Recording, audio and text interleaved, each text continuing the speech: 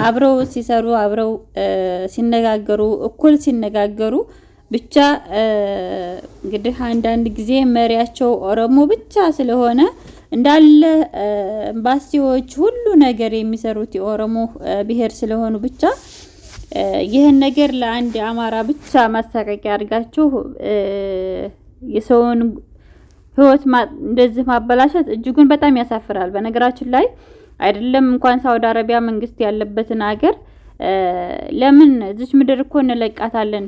አንተም እኔም ሁላችንም ሀጆች ነን። ግን ያንተና የኔ ያካሄድ እንዴት ነው? ነገ ካላህ ፊት ስንቀርብ አንድ ምስኪን እንደዚህ አድርገን ዞልመን እውነት ወደ ፈጣሪ ዘንድ እንዴት እንቀርባለን?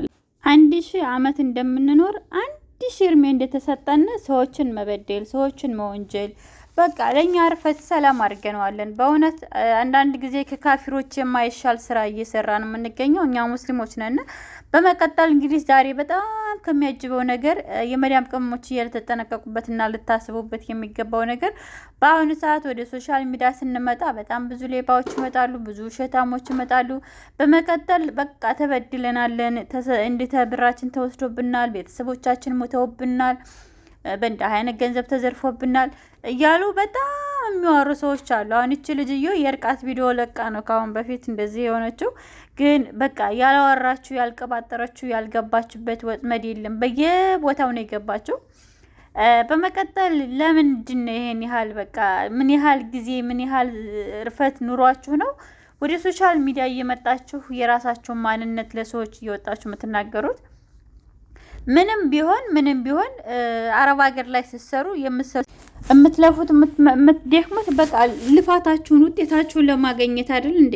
ለምንድን ነው ወደ ሶሻል ሚዲያው ላይ ስትመጡ በቃ ለየት ብላችሁ የተለየ ቦታ ላይ ገብታችሁ ራሳችሁን ቤተሰቦቻችሁን በቃ ብዙ ጥንቅጥ ውስጥ አስገብታችሁ ብዙ ነገር የምታወሩ ሰዎች አላችሁ። እኔ ግን ይቅር ይበላኝ እንደው አላህ ይቅር ይበለኝ።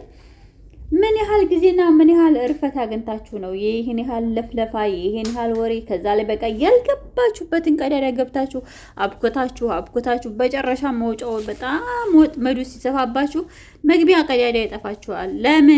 ለምንድን ነው ማለት ብቻ ልጅ አሁን በገዛ ጊዜዋ በገዛ ገንዘቧ በገዛ ሰውነቷ በገዛ ህይወቷ ላይ የራሷን ህይወት ነው ያበላሸችው። ግን ወደ ሚዲያ ላይ ደግሞ ህዝብ ይወቅልኝ፣ ህዝብ ይከተለኝ፣ ህዝብ ካላየኝና እኔ እርፈት አላገኝም። አንድ ሰው ወንጀል ሲሰራ ወንጀሉን ይዞ ግድ ወቁልኝ እንደ ፈጠረና አላህ Subhanahu Wa Ta'ala ወንጀላችንን ሁሉ ነገራችንን ደብቆ ያበላ ያጠጣ ያስቀመጠን ለምንድን ነው ማንነታችንን ወደ ሶሻል ሚዲያ አንተን የምናገረው? ሰው ካላወቀልን ለምንድን ነው ማንነታችንን? እና ሌሎቻችሁ ባካችሁ ራሳችሁን ጠብቁ። በአሁኑ ሰዓት ማለት ነው ወላሂ በጣም ህዝቡ በሽተኛ እየሆነ ነው።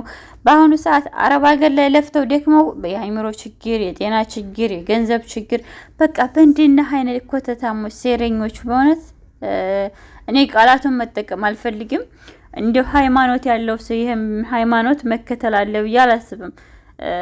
ለምንድን ነው ማለት የሰውን ገንዘባችሁ ያህል አይደለውን ገንዘብ መሆኑን እያወቃችሁ ከየት የመጣ ገንዘብ ነው? ይሄን ያህል ገንዘብ ሰጥቼ በዚህን ያህል ገንዘብ ይባዛልኛል፣ ይሄን ያህል ገንዘብ ሰጥቼ ይሄን እንደው ሀታ ወለድ እንኳን ሐራም መሆኑን አታውቁናችሁ ነው። በእውነት አሁን ላይ አረብ ሀገር ላይ መተን ብዙ ነገር ተምረናል። ከዛ ላይ ሃይማኖትን እንደው ትንሽ እንኳን ቢሆን ለሶሻል ሚዲያ የምንሰጠውን ጊዜ ለምንድን ነው ለሃይማኖታችን እንኳን ትንሽ ጊዜ ሰጠነ ነገ ሞት የምትባለውን ነገር ማናስታውሳት? ልክ እንደ ሙባረክ አሁን ሙባረክ ሰሩኝ ፈሱኝ ያል ነው ሰይድ ወረባቦና ሲያስኩ ብሎ በጣም ደስተኛ ነው። ግን የአማራ ልጆች አብራችሁ ደግሞ የምትጨፍሩ ደስ ያላችሁ ሰዎች ሁነት ዩኔ ማኛና አቡ ሲስማ ዩኔ ማኛና ይሄ ሙባረክ የሚባል ሰውዬ በእውነት ከድርን ያስያዘው አሁን ዩኔ ማኛ ነው። እና የአማራ ላይ ሆናችሁ የማይቆጫችሁ የማይከፋችሁ የማይደነዝዛችሁ የማይሰማችሁ ሰይድ ወረባቦ ስለተያዘ ሙባረክ ቤት እየገባችሁ የምትጨፍሩ የምትለፈልፉ የምትስቁ ወላሂ እኔ ለእንደው ለዚህ ህዝብ ለምንድን ነው ለህዝብ እያልን የምንለው? ራሳችንን ህዝብ የለህም፣ ህዝብ የለሽም፣ ህዝብሽም ማንነትሽም ቤተሰብሽ ልጅሽ አባትሽ እናትሽ ወንድምሽ በቃ خلاص ከዛ የተረፈ እንትና ህዝቤ ነው እንትና ወንድሜ ነው እንትና ቤተሰቤ ነው ለእንትና ብዬ ነው መደክመው እንትና እንዲያርግ ነው የለም። በዛት አሳልፎ ማንነታችሁን የሚሰጥ አሳልፎ የሚጎርሳችሁ አሳልፎ የሚባላችሁ ህዝብ ነው ያላችሁ ወቁት። እኔ በርግጥ ካሁን በፊት ሱሌማን አብደላ ሲያዝ በቃ አንድ ሰሞን አጀንዳ ወሬ የተደረገ ሱሌማን አብደላ ይኸው ኢትዮጵያ ገባ። ኢትዮጵያ ለምን ገባ ተብሎ ሲጮህለትማ የነበረ ሱሌማን አብደላ ነው ከአማራ ታጋይ። ለአንድም ቀን ኸይር ውላችሁ አታውቁም። ዛሬ ታዲያ ቤተሰብ መስላችሁ ሙባረክ ቤት እየተሰቀላችሁ ሰይድ ወረባቦን በቃ እንኳን እያላችሁ ላይክ እያላችሁ የምትሉ ሰዎች አላችሁ። በእውነት በእጃችሁ ዋጋ ክፈሉበት። በእውነት አማራ ምን ጊዜም እየተጠቃ ያለው በራሱ ሰው ላይ ነው። በራሱ ሰው ነው እየተጠቃ ያለው። ግን በጣም ታሳፍራላችሁ። በጣም ተዋርዳችኋል። በጣም ማንነታችሁን በማንነት በሰው የለወጣችሁ። ይሄው ኦሮሞ እንኳን ያልሆነው መጥቶ አንድ ስልጤ ተረኛ ሰይድ ወረባቦና ሲያስኩ ብሎ እየጨፈረብን ይገኛል። እንደ ሙስሊም እንኳን የማይፈቀር ስራ ነው። እንደ ሙስሊም አይፈቀድም። ወንድሙን መበደል ማለት ወንድሙን መዞለም ማለት ምን ማለት ነው? እንደ ሙስሊም እንደ እስልምና እንኳን አይፈቀድም።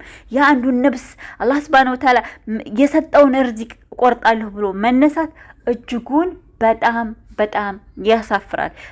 በጣም ያዋርዳል።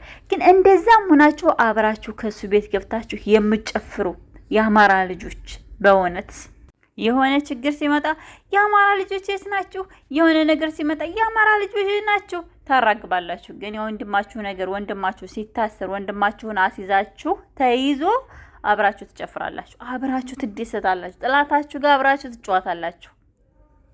እሱ ተይዞ ገባ ማለት አገሩ ነው ኢትዮጵያ የሚሄደው። አገሩ ሄደ ሳውዲ አረቢያ ታሰረ ማለት በሳውዲ አረቢያ በመንግስት እጅ በሰላም እጅ ነው የተያዘው። ሱሌማን አብደላ ኢትዮጵያ ገብቶ ሄደ እንደ አንድ ሰይድ ወረባቦ ቲክቶክ ላይ የመጣ የሚጫወት የሚዘፍን ሰይድ ወረባቦ ተያዘ ብላችሁ በጣም ደስተኛ ናችሁ። በነገራችን ላይ በጥላቱ ደስታ ወይንም ደግሞ በአላህ ልቦና ይስጥህ ብሎ ዱዓ የማያደርግ ሰው ወይንም ደግሞ አንድን ሰውዬ እንዲመለስ የማያስብ ሰውዬ አስያዘው ብዬ አልገርመኝም። ምክንያቱም ሰይድ ወረባቦ በቅርብ ወደ ኢትዮጵያ እንደሚገባ ረመዳን ላይ ወደ ኢትዮጵያ እንደሚገባ ነበር ሲያስብ የነበረው። ተያዘ ተብሎ ይህ ሊደነቅበት የማይገባ ነው። መህዲ እና የሆነ በቃ ለየት ያለ ስራ ሰራችሁ አይምሰላችሁ። እሱ ወደ ሀገሩ ነው ቢሄድም።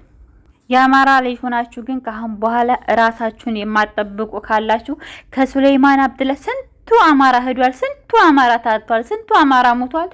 ካሁን በኋላ ራሳችሁን ጠብቁ። ለማንም አትሞቱ። ራሳችሁን ለዛም ነው አንድነት ስለሌለ ነው መሸነፍ የጠፋው።